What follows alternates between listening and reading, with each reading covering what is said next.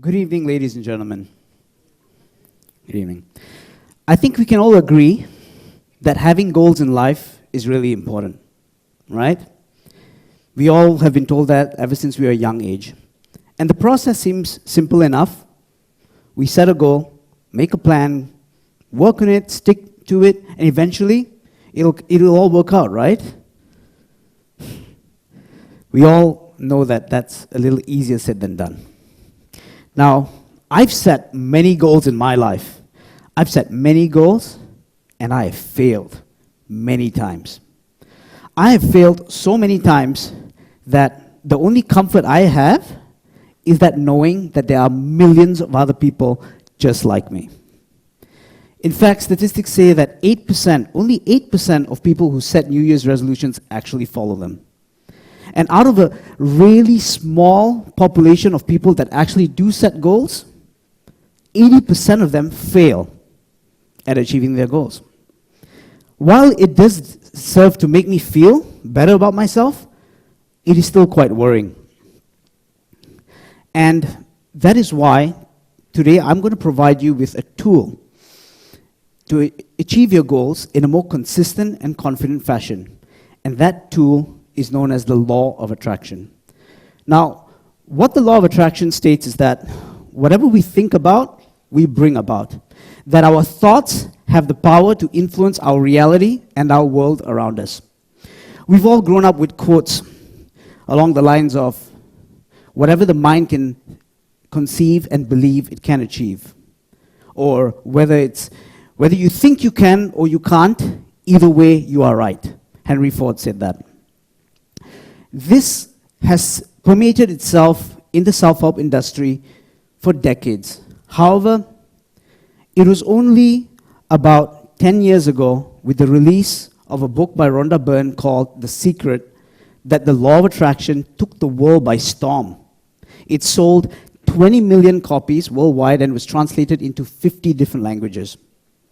And the reason I believe for its success was because we can all relate to the idea that somehow or another our thoughts do affect our daily lives. We might have experienced something whereby we've been thinking of an old friend that we've not met in years, and suddenly he calls us out of the blue. Or we think of a song or one of our favorite songs, and we said, I really like to hear that song, and suddenly it just turns up on the radio. Or let's say it's even more desperate. Let's just say that our favorite band has arrived in town, and we want to get tickets to go for the concert, only that it's sold out. Yet the desire is so strong. We really want to go. We really want to go, and we just know that we're going to go for it. The next day at work, lo and behold, someone can't make it and hands us their tickets. These coincidences are something that we really can't really avoid, or we can't really deny at the same place. Another reason why the law of attraction is so popular and has been featured on CNN or the Oprah Winfrey Show or fills our bookshelves in the self-help section is because major icons in the industry actually testify to the effectiveness of the law of attraction in their success. These are just some of the big names. Jim Carrey, for one, he said that he spent hours each day visualizing leading Hollywood directors offering him roles in movies that he had never landed before. But he just spent hours each day visualizing and imagining it. This was when he was an absolute nobody in Hollywood, and no one was even taking him seriously at the time. He went to such extreme lengths whereby he even wrote a check for himself for $10 million US, and it was dated 3 years in advance. He wrote it in 1992, and it was dated in 1995, and he said, for acting services rendered, $10 million US. And exactly in Thanksgiving 1995, he received a check for $10 million US for his blockbuster office hit, which was Dumb and Dumber. Now, they all testify towards this seemingly series of coincidences that led to their success, that led to opportunities. And how do they capitalize on it, or what do they actually term it as a word? And that's called the law of attraction. Now, if I was to summarize the law of the attraction into one key principle, if I was to distill it into one key principle, that would be to live in the state of your goal fulfilled. Living in the state of your goal fulfilled. What does that mean? Usually when we set goals, our goals are set at a point in time which is far in the future. There's a place where we are, and there's a place that we want to be. And in between the space, between where we are and our goal, there is a series of actions, a series of events that we need to go through in order to achieve our goal. More common than not, we have the impression that those things that we need to do to achieve our goal are going to be hard, it's going to be strenuous, it's going to be filled with lots of challenges, and we just have to muscle up, man up, and just go through it. This leads to the use of a lot of effort, willpower, force, determination, and what the living in the state of your goal fulfilled, what this principle talks about, is that it turns this whole concept of goal setting on its head. Living in the state of your goal fulfilled states that basically if you want to achieve your goal in a more faster, effective, and confident manner, what you should do is that you should bring that future state of yourself, having the goal already fulfilled. If you can bring that state, that way of thinking, that way of behaving, that way of acting, that way of literally being, if you could bring it into the present and embody it in the now, you'll be able to achieve your goal in a far more effective way. Now, I wanted to test this principle for myself. Yeah? So, here I am. I was going to undergo a weight loss journey, and I was obese at the time by the doctor's standards. I was 11 kgs overweight. I was 71.4 to be exact, kgs overweight, and the doctor said that I had to lose 11 kgs. Now, I had gone through this weight loss, or tried to go through a weight loss journey before, and it failed each time. I had signed up for gyms, I had a personal trainer, I had tried many diets, and it all failed. So I thought, you know what, what's the big deal, right? Let's give this a shot. So I said, okay, if I was going to use the principle of living in the state of my goal fulfilled, what would I do? So what I did was I started to imagine what would it be like if I weighed at my ideal weight. What would it be like if my family and friends saw me the next day? What would they say? What kind of clothes would I wear? What would my diet be like? How would my schedule be each and every day? How much confidence would I have? I tried to formalize and create and really crystallize this image of myself in that ideal state of my ideal weight. And I really tried to be as visceral as possible to make it real. And before I went to sleep each night, I imagined and that vision, and I brought it and embodied it into my very being, and I went to sleep in that state. And when I woke up in the morning the next day, I was that person. I just had to imagine as if I was being reborn. And I would just embody that state the very next day. So, after 3 months, literally I dropped 11 kgs, and I surpassed the goal of what I'd originally set to do. And, thank you. And what was so interesting and was so different than the last times I actually had done this before was that for the first time in my life, there was no indication of force. There was no inner drive for willpower to strive to exercise or to avoid certain foods or to say no to things. And it was like previously, if I was trying to lose weight, there would be an inner voice saying that, you know what, Arvind, you've not eaten pizza in like 2 weeks. You've got to have this one. And then I'll be saying, no, I can't do that. No, so there was none of that force. And it made such a huge difference in terms of the level of discipline and motivation required to achieve the goal that I was astounded. In the beginning, I do admit, it seemed kind of awkward. Yeah? So I woke up and I went around as if I was this new healthy person, and I was saying no to donuts at work, and I pushed away the soft drinks with my lunch, which I usually had every day. And I felt like I was acting like it wasn't real. I felt like I was lying to myself for a while. But that was just in the beginning. After 3 to 4 days, it just became normal. I just normalized that state of being. And what previously would be affirmations, we've all heard of affirmations where you say like, oh, I'm a healthy person, I am self-conscious, I love salad. You keep trying to tell yourself that, hoping it really becomes real. Now, I didn't have to do that because my affirmations turned into actual inner self-talk. It was just like I was talking to myself. Like, yeah, you know what? Sorry, 6 p.m., I can't go out, guys. I've got a workout to go to. That's it. I just embodied that state and made it real. Now, this is interesting. So you might say, hey, you know what, Arvind, that's great, well done. But you know what? That was a fitness goal. What about those kind of goals where you have no control over the outcome? What if it's a job promotion? What if it's you want to win a competition? What if you want to land a dream vacation? What about those kind of goals where you can't control the food that you put in or the exercise that you do? What about those goals? Does this still work? So I want to share with you 2 other stories. What you see before you is Hagia Sophia. Hagia Sophia is from Istanbul. It's one of the major landmarks.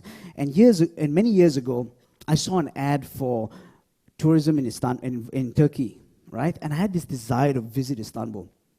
And I didn't have the money at the time, nor did I have the leave to actually go out. Like, my leave was done for the year, right? So I was like, okay, you know what?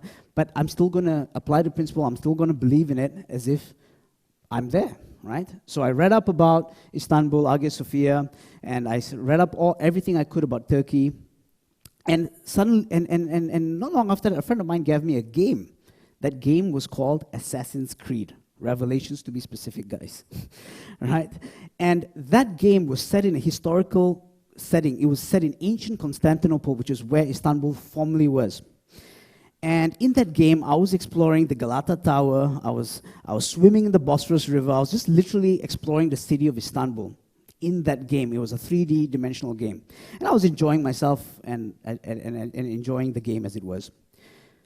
About 2 weeks after that, I was in the office, in the staff room, in the staff pantry actually, and I was just having an off-topic discussion with a colleague of mine about the Middle East, about Turkey, about exploring business opportunities, and I just sort of mentioned the word Istanbul passingly.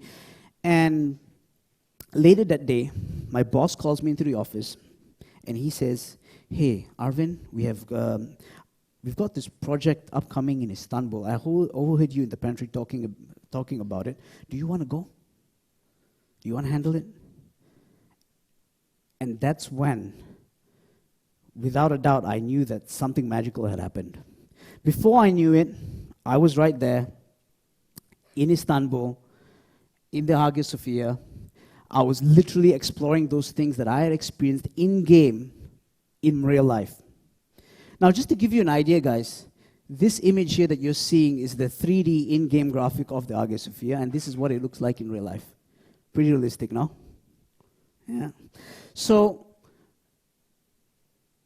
it only occurred to me years after that if I didn't have that desire, if I didn't have that interest or that undying desire to actually visit that place, or if I didn't actually embody that game in that way by living it out, I probably wouldn't have had that conversation with that colleague at work, which probably wouldn't have led to my boss hearing it, and then I wouldn't have landed the project in the first place. I only was able to put the pieces together later. Another story I'd like to share is about a very close friend, one of my best friends from Singapore. And years ago, he had an intention to become a mover and shaker in the hospitality industry. And he had no real, his educational requirements weren't the best, but he went into work with a major hotel chain as a very junior member of staff, but with the intentions to grow and be senior management. That was his goal, and I remember him telling this to me so clearly. So he actually when he joined that hotel, he was working at the front desk, and he was so low on the chain of command that he didn't even have a business card. They didn't even give him a business card. But what he did was he went out and he self-printed his own business cards, which was against company policy, by the way.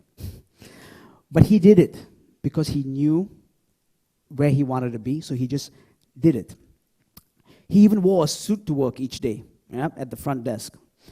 And his colleagues were laughing at him and putting him down and saying, "What's this guy? What's he doing? Wearing a suit to work? Yeah, he works front desk." But he knew what he wanted, and sooner rather than later, when things were going wrong, when customers had problems, who did they turn to? They turned to the guy in the suit. And he was able to fix each and every one of those problems. Soon enough, management took notice and they promoted him to manager. But he wasn't satisfied yet. He started writing email. He told me this, and I was like, "What is incredible?" He started writing emails to himself with a signature of the position that he wanted, and he started sending it to himself so he could see it with that email signature of the job title or what he wanted with his name. And he did that to get that visceral feeling of being in that state of the goal fulfilled.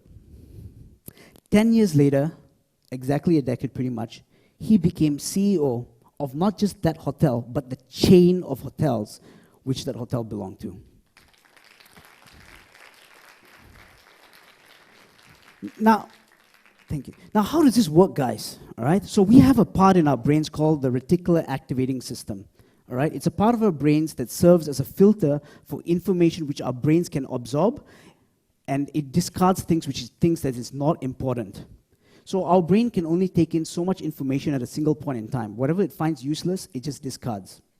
It's the reason why sometimes if we wear a new shirt, or let's just say it's a yellow shirt that we wear, and we go out and we'll start to notice everyone who wears a yellow shirt on that day.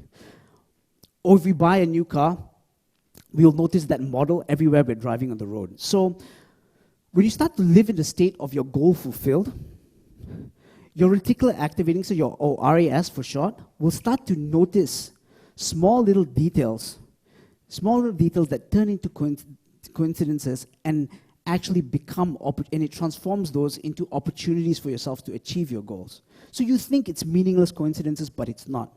It's opportunities disguised as coincidences that your brain picks up upon.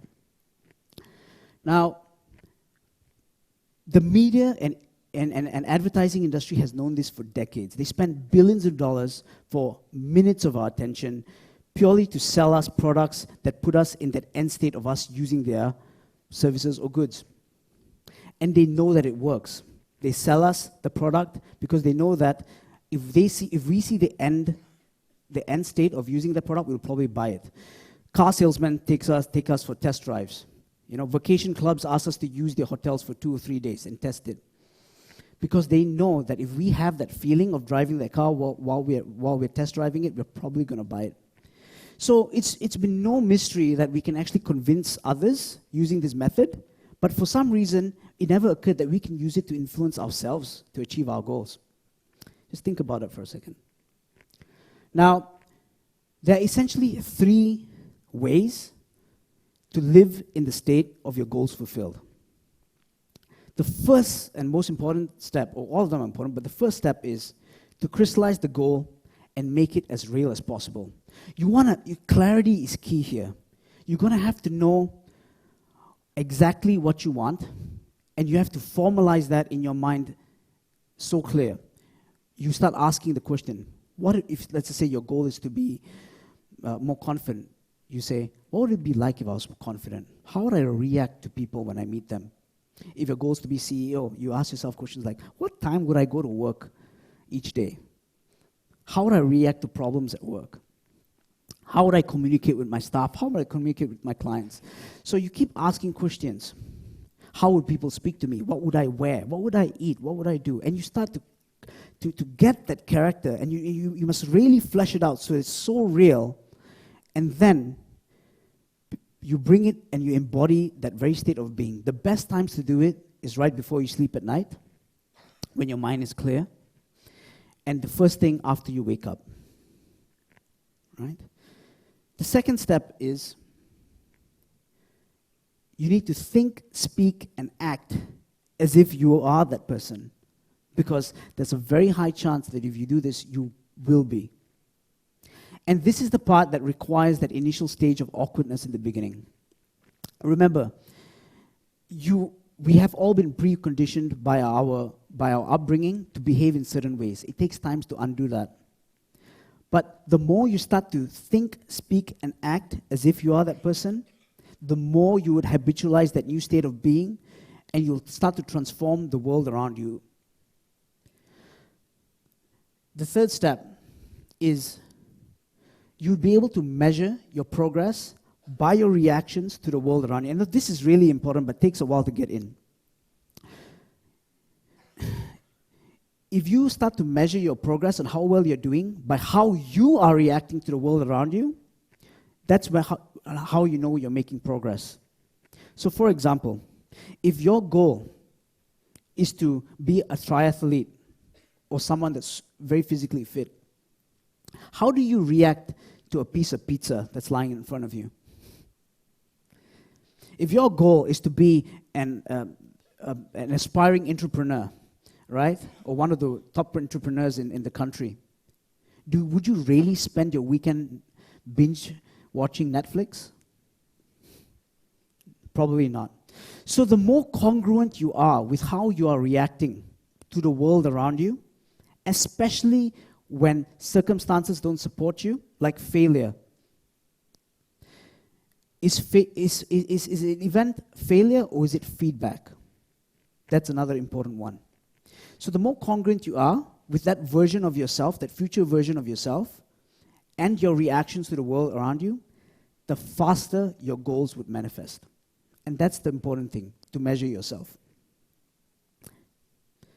Now, what I would like you guys to do today when you go back is to go back and really crystallize and create that, and ask yourself, what is that greatest and grandest vision of who I am for myself? What is that greatest, highest possibility of my human potential that I can be? And you really crystallize that goal and make it as real as possible. After of which, go back, think, and speak, and act, and really embody that new state of being in the present. Not at a time in the future, not when you start your gym training program or take whatever steps that you need to do, but now. And third, start to measure your progress by your reactions to the world around you. And with that, you go out there and you build your dreams. Thank you very much.